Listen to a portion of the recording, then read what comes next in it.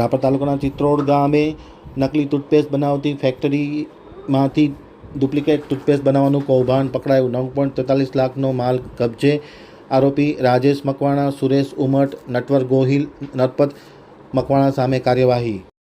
હવે જોઈએ ચિત્રોડ આમતક ન્યૂઝ બ્યુરોમાંથી કાંતિ સુથારનો એક વિસ્તૃત અહેવાલ. રાપર તાલુકાના સૌથી મોટા ગણાતા ચિત્રોડમાં નકલી કોલગેટ બનાવવાનું મોટું કૌભાંડ પકડાયું છે. ગાગોદર પોલીસના પીઆઈ વીએસ એંગલની ટીમ દ્વારા ચિત્રોડ ગામના સરકારી દવાખાનાની બાજુમાં આવેલ દુકાનમાં દરોડો પડ્યો હતો. ત્યાં નકલી ટૂથપેસ્ટનું ઉત્પાદન કરતી ફેક્ટરી પકડાઈ છે, જેમાં રોજિંદા ઉપયોગની વસ્તુઓને નુકસાનકારક બનાવતી સાધન સામગ્રી મળી આવતા તંત્ર ચોંકી ઉઠ્યું હતું. આરોપી રાજેશભાઈ ડાયાભાઈ મકવાણા, સુરેશભાઈ મહેશભાઈ ઉમટ, નટવરભાઈ અજાભાઈ ગોહિલ અને નરપત ઉર્ફે નરુ ડાયા મકવાણા સામે કાર્યવાહી કરવામાં આવી છે.